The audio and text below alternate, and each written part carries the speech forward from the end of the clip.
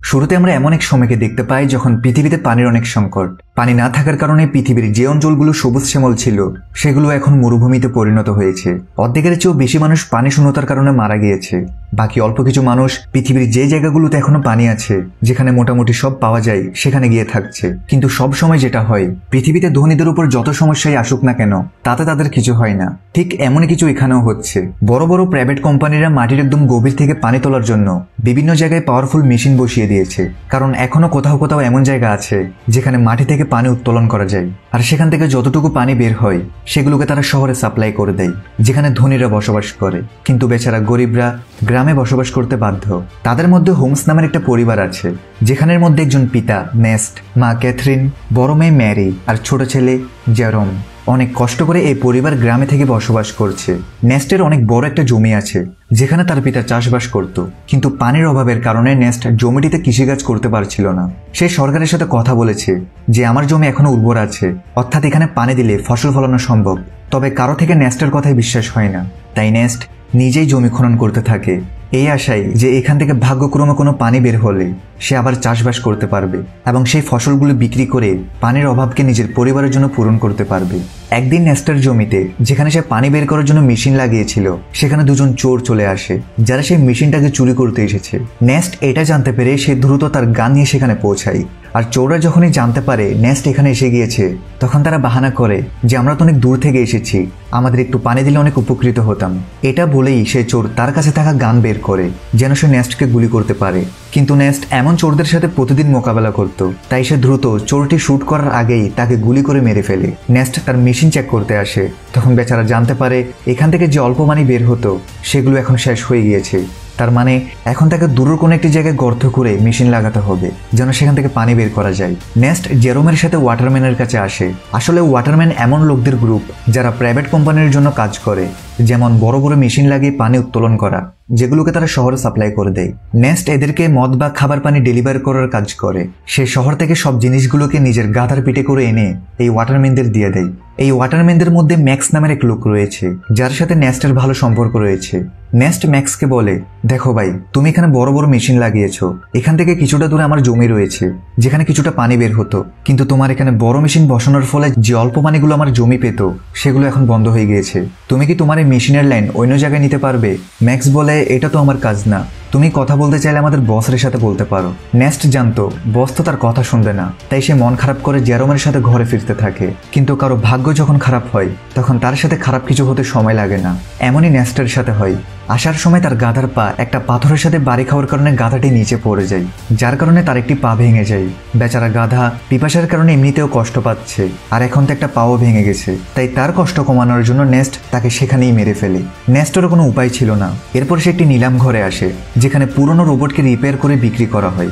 নেস্টও এমন একটা রোবটকে কিনতে এসেছিল যেন সে সামনে থেকে ডেলিভারির কাজগুলো করতে পারে। এখানে নিলামের মধ্যে ফ্ল্যাম নামের এক ছেলে রোবটের জন্য বিট করতে আসে, কিন্তু শেষ পর্যন্ত নেস্ট সেই রোবটটা পেয়ে যায়, যেটাতে নেস্ট আর জেরোম অনেক খুশি ছিল যে যাক, কোনো কাজের একটা জিনিস হাতে এসেছে।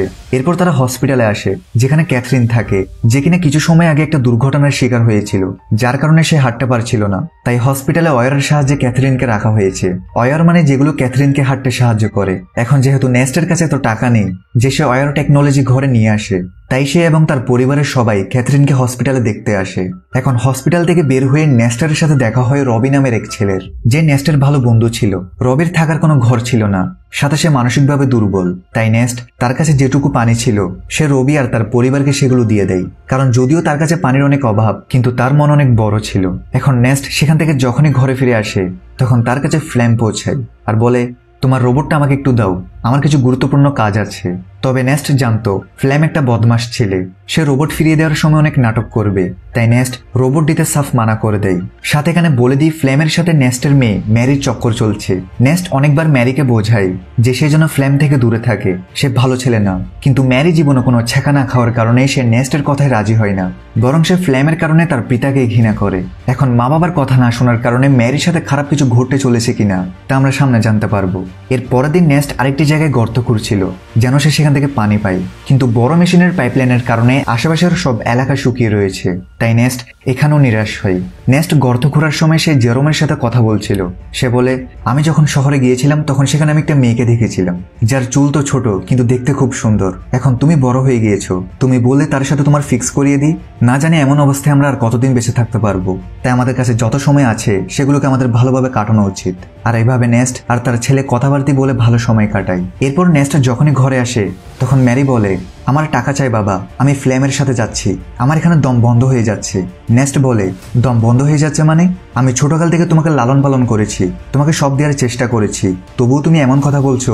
কিন্তু ম্যারি তো উপর থেকে জবাব দেয়। সে বলে, আমার এখানে বাস করছি না, বরং সার্ভাইভ করছি, আমি এমন জীবন চাই না। নেস্টের লাখ বোঝানোর পরও যখন ম্যারি মানে না, তখন নেস্ট ম্যারিকে একটা রুমে বন্ধ করে জানালাতে প্যারেক মেরে দেয়, যেন সে ফ্লেমের সাথে দেখা করতে না পারে। যার পরে নেস্ট যখনই সাপ্লাই দেওয়ার জন্য শহরে যাচ্ছিল তখনই সে জানতে পারে তাদের গ্যারেজ থেকে রোবট গায়েব। এটা দেখে তার অবস্থা খারাপ হয়ে যায়। সে টেনশন করতে থাকে। সে বুঝতে পারে এই কাজটা ফ্লেম ছাড়া আর কেউ করতে পারে না।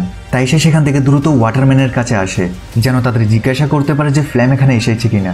কিন্তু সে সেখানে আসতেই ম্যাক্স আর বাকি ওয়াটারম্যানরা মিলে তার উপর আক্রমণ করে দেয়, আর সবাই মিলে তাকে মারধর করতে থাকে। তাদের কথা অনুযায়ী তুমি আমাদের সাপ্লাই চুরি করেছো, যেটা আমাদের কষ্ট অর্জিত ছিল, সেটা হয়তো তুমি অন্য কোথাও বিক্রি করে দিয়েছো।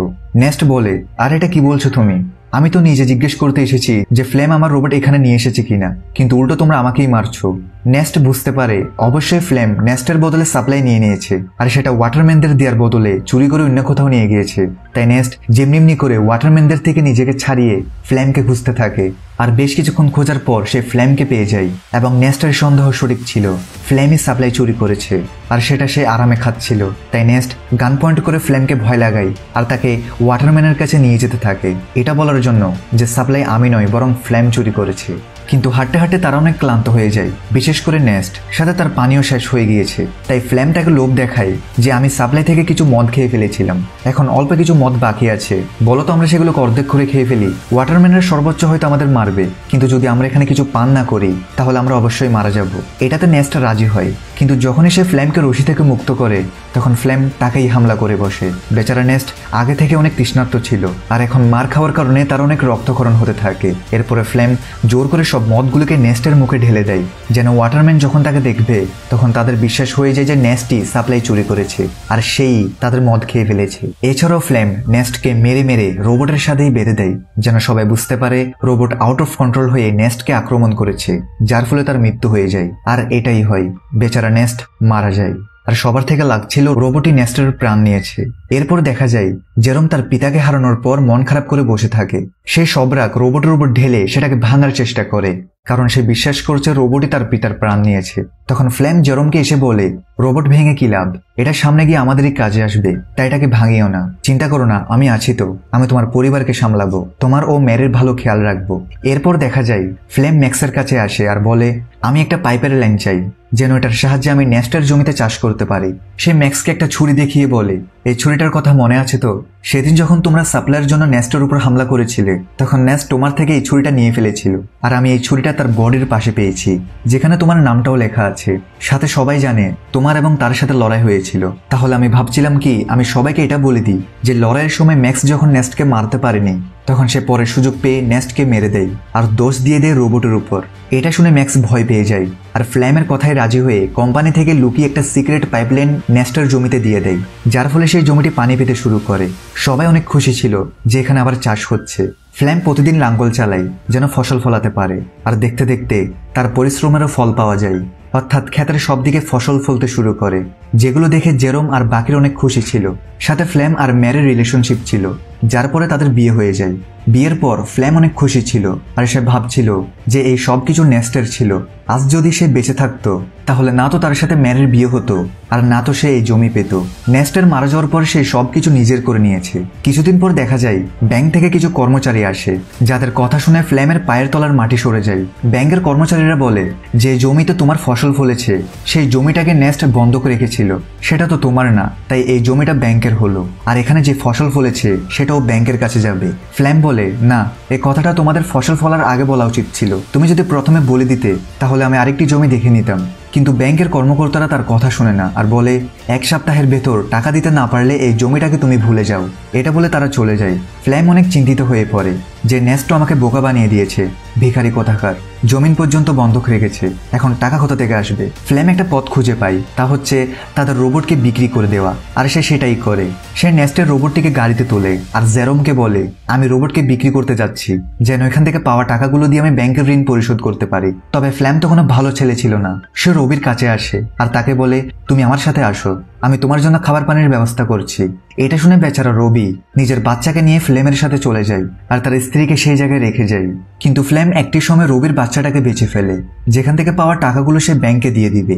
এখন এটার খবর যখনই রবির কাছে আসে তখন সে ফ্লেমের সাথে ঝগড়া করতে থাকে। কিন্তু ফ্লেম যেখানে বাচ্চাটাকে বিক্রি করেছিল সেখানে ঝগড়া করার কোনো নিয়ম ছিল না, আর বাচ্চা বিক্রি হয়ে গিয়েছে মানে চুক্তি আর ভঙ্গ হবে না। তাই সে খারাপ লোকরা রবিকে গুলি করে মেরে ফেলে, সাথে তারা ফ্ল্যামকেও গুলি করার চেষ্টা করে, কারণ তাদের তো এতক্ষণ মনে হয়েছিল ফ্ল্যাম রবির পারমিশন নিয়েই তার বাচ্চাকে বিক্রি করেছে। ফ্ল্যাম কোনো মতে দৌড়ে সেখান থেকে প্রাণ নিয়ে বেঁচে ফিরে, সাথে সে রোবটটাকে সেখানেই ফেলে আসে, কারণ তাকে জেরোমকে তো বলতে হবে যে টাকা বাচ্চাকে বেঁচে নয় বরং রোবটকে বেঁচে এসেছে। নেস্ট এমনিতে তো ম্যারিকে ফ্লেমের সাথে যেতে মানা করেনি। যাই হোক, এরপর দেখা যায় ব্যাংকের ঋণ পরিশোধ করার পর ফ্ল্যাম জমিটা আবার পেয়ে যায়। ওদিকে রোবটটি হেঁটে হেঁটে তার আসল মালিকের কাছে যেতে থাকে, কারণ যখন সে বদমাশরা ফ্ল্যামকে শুট করছিল তখন কিছু গুলি রোবটটি থেকেও লেগে যায়, যেটাতে রোবটের ডিফল্ট সেটিং অন হয়ে যায়। আর এই জন্যই সে তার অরিজিনাল অনারের কাছে যেতে থাকে, যে কিনা শহরে থাকে। অনারের নাম হচ্ছে ক্যালভিন। সে যখনই রোবটটিকে দেখে তখন সে অবাক হয়ে যায়, যেটি কার রোবট আবার ফিরে এসেছে। রোবটের গায়ে নেস্টের নাম লেখা ছিল, তাই ক্যালভিন রেডিওর সাহায্যে নেস্টের সাথে যোগাযোগ করার চেষ্টা করে যেন সে এখানে এসে নিজের রোবটকে নিয়ে যায়। কিন্তু জেরোম যখনই রেডিওকে অন করে তখন সে অবাক হয়ে যায় যে ফ্ল্যাম তো বলেছিল সে রোবটকে বিক্রি করে দিয়েছে, এখন এই ক্যালভিন নামের লোকটা বলছে রোবট তার কাছে। তাই সে ডিসাইড করে ক্যালভিন যখন রোবট ফিরিয়ে দিতে চায় তাহলে তো ভালো, জেরোম সেটা নিজে গিয়ে নিয়ে আসবে। সেদিন জেরোম রবির ওয়াইফকে দেখতে পায়, যে কিনা রবি ও তার বাচ্চা ফিরে না আসায় হতবাক হয়ে আছে। এখন সে একটা পুতুল নিয়ে তার বাচ্চা ফিরে আসার অপেক্ষা করছে। ফ্ল্যাম এসে তাকে সেখান থেকে নিয়ে যায়। এই জিনিসটা দেখে জেরোমের সন্দেহ হয় কিছু একটা তো হয়েছে যেটা ফ্ল্যাম লুকাচ্ছে। যাই হোক, এর পরের দিন সে শহরে যাওয়ার উদ্দেশ্যে বেরিয়ে পড়ে। তবে শহরের বর্ডারে তার বয়স 18 বছরের নিচে হওয়ার কারণে গার্ডরা তাকে শহরে যেতে দেয় না। তখনই সেখানে একটা মেয়ে আসে যার নাম আনা, যে কিনা এখানে গোপনে মানুষদের পাচার করার কাজ করছে। তাই সে জেরোমকে বলে, আমার সাথে চলো, আমি তোমাকে শহরে পাঠাতে পারবো, সেটাও কম টাকায়। জেরোম যখনই আনাকে দেখে তখন সে অবাক হয়ে যায়, কারণ আনা হুবহু সেই রকম যেমনটা নেস্ট তাকে সেই ছোট চুলওয়ালা মেয়েটির ব্যাপারে বলেছিল, অর্থাৎ এটাই সেই মেয়ে। জেরোম তাকে নেস্টের ব্যাপারে জিজ্ঞেস করে, কিন্তু আনা তো নেস্টকে চিনে না, তাই জেরোম আর কিছু বলে না। এরপর আনা জেরোমকে শহরের দিকে যাওয়া মালবাহী গাড়িতে লুকিয়ে বসিয়ে দেয়, যেটার সাহায্যে জেরোম অবশেষে শহরে পৌঁছে যায়। এখন শহরে আসার পর সে ক্যালভিনের সাথে দেখা করে, যে কিনা তাকে তার রোবট ফিরিয়ে দেয়। রোবটের গায়ে যে গুলিগুলো লেগেছিল সেটাও ক্যালভিন রিপেয়ার করে ফেলেছে, সাথে সে রোবটের সেটিং ঠিক করে দিয়েছে। কিন্তু জেরোম যখনই রোবটকে মন দিয়ে দেখে তখন সে জানতে পারে এটাতে ক্যামেরা আছে, যেটা লেজার লাইটের মতো ভিডিও রেকর্ড করে। ভিডিওগুলো তেমন পরিষ্কার তো না, কিন্তু এটুকু পরিষ্কার ছিল যে সেটাকে দেখা যায়। তখন সেই ভিডিওগুলোতে জেরোম তার পিতা নেস্টের সাথে কাটানো মুহূর্তগুলো দেখতে থাকে। এই ভিডিওগুলোতে সেই ভিডিওটাও ছিল যখন ফ্লেম নেস্টকে মেরেছিল, যার পরে সে রোবটের সাথে তাকে বেঁধে দেয়। এখন এগুলো দেখে জেরোম প্রচন্ড অবাক হয়ে যায়। সে সত্যিটা জানতে পেরেছে যে তার পিতা কোনো অ্যাক্সিডেন্টে মারা যায়নি। জেরোম রোবটটাকে ঘরে নিয়ে আসে, কিন্তু ঘরে আসতেই সে ফ্লেমকে এটা বলে না যে সে সত্যিটা জেনে গিয়েছে, কারণ ম্যারি যদি জানতে পারে এসব কিছু ফ্লেম করেছিল তাহলে সেগুলো সহ্য করতে পারবে না। এর উপরে সে প্রেগনেন্ট, তাই জেরোম একটা প্ল্যান করে আর ফ্লেমকে বলে, আমি শুনেছি রবি তোমাকে ডাকছে। এটা শুনে ফ্লেম টেনশন করে যে রবি তো মারা গিয়েছে, এখন এটা কোন রবি ডাকছে। তাই সে জেরোমকে বলে হতে পারে সেটা অন্য কেউ। এখন প্ল্যান ফেল হতে দেখে জেরোম একটা লেটার লিখে ফ্লেমকে পাঠায়, যেন এটা পরে ফ্লেম থেকে মনে হয় এটা রবি পাঠিয়েছে। ফ্লেম দেখে রবি তাকে সেই জায়গাটা আসতে বলছে যেখানে নেস্ট মারা গিয়েছে। ফ্ল্যাম বুঝতে পারে কিছু তো গন্ডগোল আছে, আমার থেকে সেখানে গিয়ে দেখতে হবে। তাই সে সেই জায়গাটাই যায় যেখানে সে নেস্টকে মেরেছিল। কিন্তু একটি সময় সে ভুলে গর্তে পড়ে যায়, যেখানে পড়ে যেতেই তার পা ভেঙে যায়। সে সাহায্য চাইতে থাকে, তখনই তার সামনে জেরোম আসে, যার হাতে ছিল একটি গান। তাকে এত আগে দেখে ফ্লেম বুঝতে পারে জেরোম সবকিছু জেনে গিয়েছে, আর এই সবকিছু জেরোমের প্ল্যান ছিল। ফ্লেম তাকে বলে, দেখো যা হয়েছে আমি তার জন্য দুঃখিত, কিন্তু দেখো আমি ম্যারি আর তোমার কত খেয়াল রেখেছি। যদি আমার কিছু হয়ে যায় তাহলে ম্যারি এগুলো সহ্য করতে পারবে না, তাই আমাকে যেতে দাও। কিন্তু জেরোম তার কথা শোনে না আর সোজা তাকে গুলি করে মেরে ফেলে। এরপর দেখা যায় সে রোবটটির মেমোরি রিসেট করে দেয়, যেন ম্যারি এই ব্যাপারে কোনোদিনও জানতে না পারে। সে চায় না ম্যারি সত্যিটা জানো। কিছুদিন চলে যাওয়ার পর যখন ফ্লেম ঘরে আসে না তখন ম্যারি অনেক টেনশন করতে থাকে। জেরোম বলে সে কখনো ভালো মানুষ ছিলই না, সে তোমাকে ছেড়ে চলে গিয়েছে। এটা শুনে ম্যারি অনেক দুঃখী হয় আর নিজের মন থেকে ফ্লেমের জন্য ভালোবাসা বের করে দেয়। এবং উল্টো তাকে ঘৃণা করা শুরু করে। জেরম খুব ঠান্ডা মাথায় তার বদলা নিয়েছে। এরপর থেকে জেরম আর মেরি ঘর চালানো শুরু করে। এখন তো তাদের কাছে জমিও আছে, যেটাতে চাষ হওয়া ফসল বিক্রি করে তারা তাদের মাকে ঘরে নিয়ে আসবে। আর এই মিক্স ফিলিং এর সাথে এই মুভি এখানেই শেষ।